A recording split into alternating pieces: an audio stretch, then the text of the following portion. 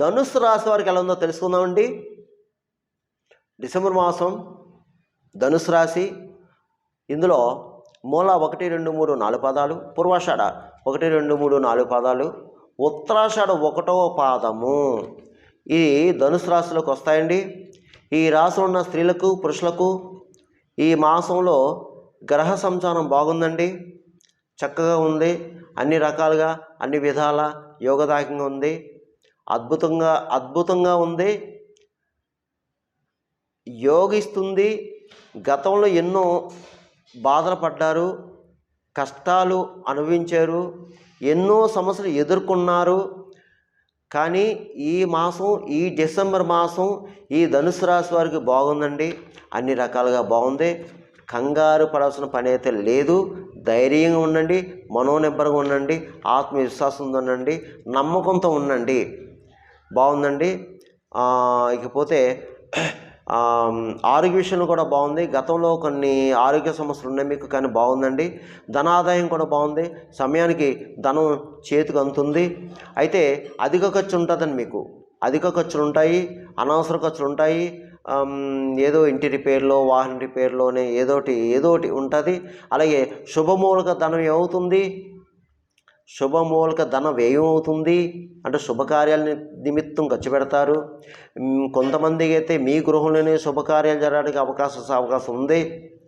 తర్వాత మీకు ఈ మాసం అదృష్టకాలం చెప్పుకోవచ్చు. మీరు ఎప్పటి నుంచో ఎదురు చూసే సమస్య, పరిష్కారం కాని సమస్య, అది ఇప్పుడు పరిష్కారం అవుతుంది. ప్రయత్నం మాత్రం గట్టిగా చేయండి, మంచి భవిష్యత్తు కనిపిస్తుంది, అదృష్టం వరిస్తుంది. అయితే శత్రు జయం, వ్యవహార జయం, కార్యసిద్ధి, సంకల్ప సిద్ధి, భూగృహ సంబంధ లావాదేవీలు పూర్తవుతాయి. అలాగే ఈ మాసం మీరు పెద్ద వాళ్ళని కలుసుకుంటారు, పెద్ద రాజకీయ నాయకులను కలుసుకుంటారు, మీ పనులు చేయించుకుంటారు, కొన్ని బాధ్యతలు పదవులు స్వీకరిస్తారు. అలాగే ప్రభుత్వ సంబంధించిన కార్యాలు కూడా మీకు నెరవేరుతాయండి, ఆ పనులు పూర్తవుతాయి. కాకపోతే అంటే కొంచెం గట్టిగా కష్టపడాలి. కొంచెం గట్టిగా కష్టపడితే మీకు అవ్వని పని అంటూ ఏముండదు. అలాగే కొత్త వేటకి శ్రీకారం చుడతారు, కొత్త ప్రణాళిక వేసుకుంటారు. ఈ మాసం మీరు చాలా మనోధైర్యంగా ఉంటారు, మనోనిబ్బరంగా ఉంటారు, మనోనిశ్చితంగా ఉంటారు, ఆత్మవిశ్వాసంతో ఉంటారండి. బాగుందండి, అన్ని రకాలుగా బాగుంది. కంగారు పడాల్సిన పని అయితే లేదండి. మీరు ఈ ధనుసు రాశి వారికి ఈ డిసెంబర్ మాసం బాగుంది. ఏది వచ్చినా సరే తోసిరాదు ఆటకట్టు, బాగుంది. ప్రయత్నం చేయండి. అయితే ఏమిటంటే, గురువుగారండి మేము ఎన్నో ప్రయత్నం చేస్తున్నామండి, మాకు అసలు ఏది అవ్వట్లేదండి అనేవాళ్ళు ఉన్నారు. ఫోన్ చేస్తున్నారు, అమ్మా ప్రయత్నం చేయాలి. ఒకసారి నువ్వు ఏదో ప్రయత్నం చేసి అది అవ్వకపోతే, డీలా పడిపోతే ఎలాగమ్మా? మళ్ళీ ప్రయత్నం చేయి, ట్రై అగైన్. అవ్వకపోవడం ఉండదు. ఒక లక్ష్యం పెట్టుకోండి, ఒక సంకల్పం పెట్టుకోండి. నేను ఈ పని చేయగలను, సాధించగలను అని అనుకుంటేనే నువ్వు ఆ పని చేయగలవు. అందుకని అవ్వదు కదా అని డీలా పడిపోతే ఇంక అవ్వదంటే అవ్వదు, అంతే. అవుతుందంటే అవుతుంది. ఇది అవ్వాలి, నాకు ఎలా ఇస్తే ఎలా వెళ్తే అయిపోవాలి, ఇలా చేస్తే జరిగిపోవాలని జరగదు. ఎందుకంటే కాలమానం బాగోలేనప్పుడు మనకి ఏది అవ్వదు. ప్రయత్నాలు గట్టిగా చేయాలి. అసలు మానవ జన్మే కర్మ. ఎంతోమంది ఎన్నో బాధలు పడుతున్నాం. బాధలు ఒక్కసారి పోవాలంటే ఉంటే ఏదో ఒకటి అలా వస్తూనే ఉంటాయి. అది ఈ జీవుడు ఉన్నంతసేపు తప్పదు. కాబట్టి డీలా పడిపోకండి, ధైర్యంగా ఉండండి, భగవంతుని నమ్ముకోండి. మనం పుట్టించినవాడు ఆయనే కాబట్టి ఆయన నమ్ముకోండి. ఆయనే మీకు మంచి చేస్తాడు ఏదో రూపంలో. అది కర్మఫలం మాత్రం అనుభవించక తప్పదు. ప్రతి వాళ్ళు తెలుసుకోండి. నేను ప్రతి వీడియోలో చెప్తున్నాను, ప్రతి వాళ్ళకి చెప్తున్నాను ఈ మ్యాటరు. దయచేసి అర్థం చేసుకోండి. ఇకపోతే ఈ రాశిలో ఉన్న రియల్ ఎస్టేట్ వరకు బాగుందండి, స్పెక్యులేషన్ లాభిస్తుంది. మోటార్ ఫీల్డ్ వరకు బాగుంది, ప్రైవేట్ కాంట్రాక్ట్స్కి బాగుంది. అలాగే సినిమా టీవీ రంగంలో ఉన్న వారికి కూడా బాగుందండి. మంచి సువర్ణ అవకాశాలు కూడా మీకు వస్తాయి, ఉపయోగించుకోండి. ఇకపోతే ముఖ్యంగా రాజకీయ నాయకులకి బాగుందండి ఈ మాసం. ఈ మాసం రాజకీయ నాయకులకి బాగుందండి, అద్భుతంగా ఉందని చెప్పుకోవచ్చు. మీరు చేసే ప్రయత్నాలు సఫలీకృతం అవుతాయండి. ప్రజాసేవ ఎక్కువ చేస్తారు, ప్రజలకి కావాల్సిందంతా కూడా మీరు సమకూరుస్తారు, ప్రజల్లో గుర్తింపు తెచ్చుకుంటారు, ప్రజలు మిమ్మల్ని గౌరవిస్తారు, మీకు గౌరవ పురస్కారాలు లభిస్తాయండి. కానీ మీ పక్కన శత్రువు ఉంటారు, జాగ్రత్త అండి. కాస్త మీరు ఆరోగ్య విషయంలో జాగ్రత్త ఉండండి చాలు, ఇంకేం అక్కర్లేదు. ప్రయాణ విషయంలో జాగ్రత్త ఉండండి, ఇంకేం అక్కర్లేదు. దయచేసి అందరినీ కూడా గుడ్డిగా నమ్మకండి, ఈ రాజకీయ నాయకులు అందరినీ గుడ్డిగా నమ్మకండి. మీ జాగ్రత్తలు మీరు ఉండండి. మీరు ఈ ధనుస్సు రాశిలో ఉన్నటువంటి రాజకీయ నాయకులు ఎవరైతే ఉన్నారో వీలైతే ఒక గురు పుణ్యక్షేత్రం వెళ్ళండి అయ్యా. షిరిడి కానీ, అలాగే గానగాపురం, పిఠాపురం, ఇలా గురు దేవాలయాలు ఏదైతే ఉన్నాయో ఒక్కసారి ఆ దేవాలయ దర్శనం చేసుకోండి అయ్యా రాజకీయ నాయకులు. ఇక అన్ని రకాల వ్యాపారస్తులకు బాగుంది, జాయింట్ వ్యాపారస్తులకు బాగుంది, కొత్తగా కూడా వ్యాపారం పెట్టుకోవచ్చు, లాభాలు వస్తాయి. అయితే వ్యాపారస్తులు కష్టపడాలండి, కష్టపడింది ఏది రాదు. ఇకపోతే ప్రభుత్వ పరంగా ప్రైవేట్ పరంగా ఉద్యోగస్తులకు బాగుందండి. మీకు స్థల మార్పు కనిపిస్తుంది. ధనుసు రాశిలో ఉన్న ఉద్యోగస్తులకు స్థల మార్పు కనిపిస్తుంది కొంతమందికి. అయినా పర్వాలేదు, మీకు మేలే జరుగుతుంది.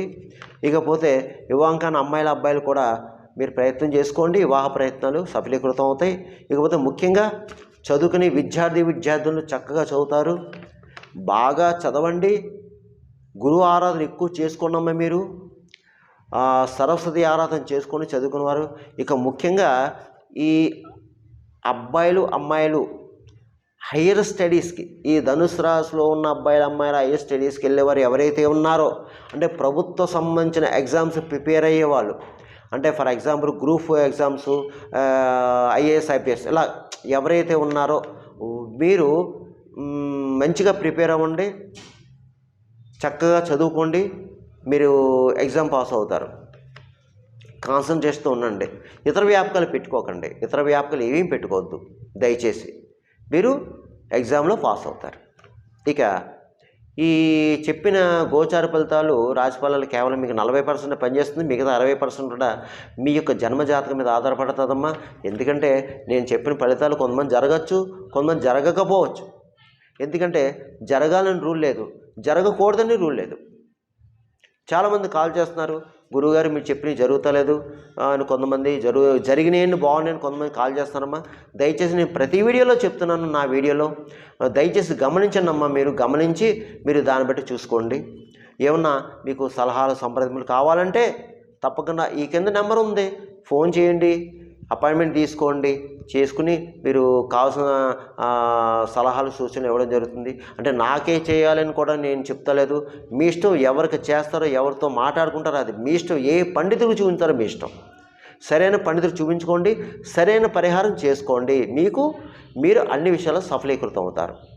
ఇకపోతే ఈ డిసెంబర్ మాసంలో ధనుసు రాశి వారికి, ఈ డిసెంబర్ మాసంలో ధనుసు రాశి వారు నేను చెప్పిన పరిహారం చేసుకుంటే మీకు అంతా యోగిస్తుంది. ఈ మాసంతో బాగుంటుంది. ఏమిటి అంటే మీరు ఎక్కువ గురు ఆరాధన చేసుకోండి, దత్తాత్రేయ దర్శనం చేసుకోండి, ఒకసారి వీలైతే శివాలయంలో అభిషేకం చేయించుకోండి. అలాగే ముఖ్యంగా మోజీవులకి ఆహారం పెట్టండి, గోవుకి గడ్డి పెట్టండి, కాకులకి తీపన్నం పెట్టండి, పావురాలకి జొన్నలు వేయండి, పిచ్చుకలకి చిరుధాన్యం వేయండి. అలాగే ముఖ్యంగా కుక్కలకి బిస్కెట్లు బ్రెడ్ పెట్టండి, భిక్షగాలకి ఆహారం పెట్టండి, కాస్త ధనాన్ని ఇవ్వండి.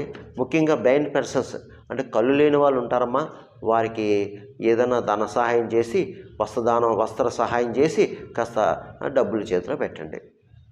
అలాగే ఎక్కడైనా అన్నదానం జరుగుతుంటే అన్నదానంలో పాల్గొనండి. అన్నదాన నిమిత్తం కూడా మీరు యథాశక్తి ఎంతో కొంత పదార్థాలు ఇవ్వండి.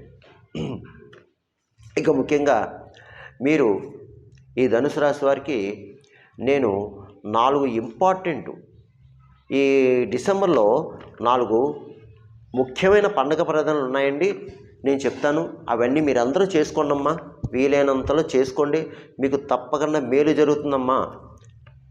అదేమిటి అంటే మొదటిది వచ్చి డిసెంబర్ 7వ తారీఖు శనివారం సుబ్బారాయుడు షష్ఠి అండి, అంటే సుబ్రహ్మణ్య స్వామి యొక్క షష్ఠి. తప్పకుండా మీ అందరూ వెళ్ళి ఆ రోజు ఉదయాన్నే మీకు ఎన్ని పనులున్నా వెళ్ళి సుబ్రహ్మణ్య స్వామికి అభిషేకం చేయించుకోండి, ప్రదక్షిణ చేయండి. అలాగే నాగదేవత ఉంటుంది, నాగ పుట్ట ఉంటుంది, పుట్ట చుట్టూ ప్రదక్షిణ చేయండి, పుట్టలో పాలు పోయండి. ఈ ఎంత ఎక్కువ మీరు ఆ శనివారం 7వ తారీఖు సుబ్రహ్మణ్య స్వామిని పూజించడం వల్ల, నాగదేవతను పూజించడం వల్ల ఏమవుతుందంటే వివాహం కాని వారికి వివాహం అవుతుంది, సంతానం లేని వారికి సంతానం కలుగుతుంది. అలాగే వివాహం అయ్యి భార్య భర్తల మధ్య కీచురాట్లు ఉన్న వాళ్ళు, చిన్న చిన్న మనస్పర్ధ వచ్చిన వాళ్ళకేమో అసలు దోషం తగ్గుతుంది, సంతోషంగా ఉంటారు, ప్రేమగా అన్యోన్యతగా ఉంటారమ్మా.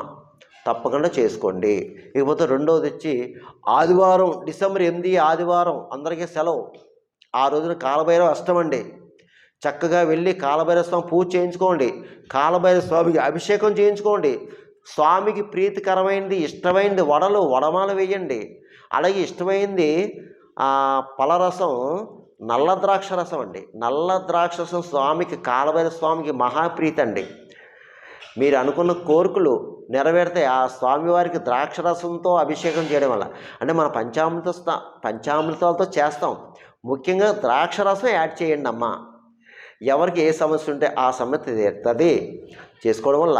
అలాగే అక్కడ ఆ దేవాలయంలో 8 సార్లు కాలభైరవాష్టం చదవండి ఆ రోజున, అక్కడే కూర్చోండి. అయితే ఇక్కడ ఇంకో ప్రశ్న ఏంటంటే, మీకు అనుమానం ఏంటంటే, అయ్యా మాకు దగ్గరలో కాలభైరవ స్వామి దేవాలయం లేదు, ఏంటి పరిస్థితి? శివాలయం వెళ్ళండి అమ్మా, శివాలయంలో చేయించుకుని అభిషేకం. ఆయనే కదా, అంతా ఆయనే కదమ్మా, హెడ్ ఆఫ్ ద డిపార్ట్మెంట్. ఆయన దగ్గర ఆయన అభిషేకం చేయించండి. అప్పుడు చక్కగా ఇంట్లో కాలభైరవ స్వామి ఫోటో పెట్టుకోండి, మీరు ఇంట్లో చేసుకోండి పూజ. ఇంట్లోనే 8 సార్లు చదువుకోండి కాలభైరవ అష్టకం. ఇంట్లోనే వడలు వేయండి, నివేదన చేయండి. బయటికి వెళ్ళి కుక్కలకి పెట్టండి, భిక్షకాలు పెట్టండి, చేయండి, ప్రయత్నం చేయండి. దోషాలు పోతాయి, గ్రహ దోషాలు పోతాయి. రాహువు, కేతువు, కుజుడు, శని, ఈ 4 దోషాలు హరింపబడతాయి కాలభైరవ స్వామిని ఎక్కువ ఆరాధించడం వల్ల. ఇకపోతే మూడవది వచ్చి త్రయోదశి శుక్రవారం 13వ తేదీ హనుమత్ వ్రతము.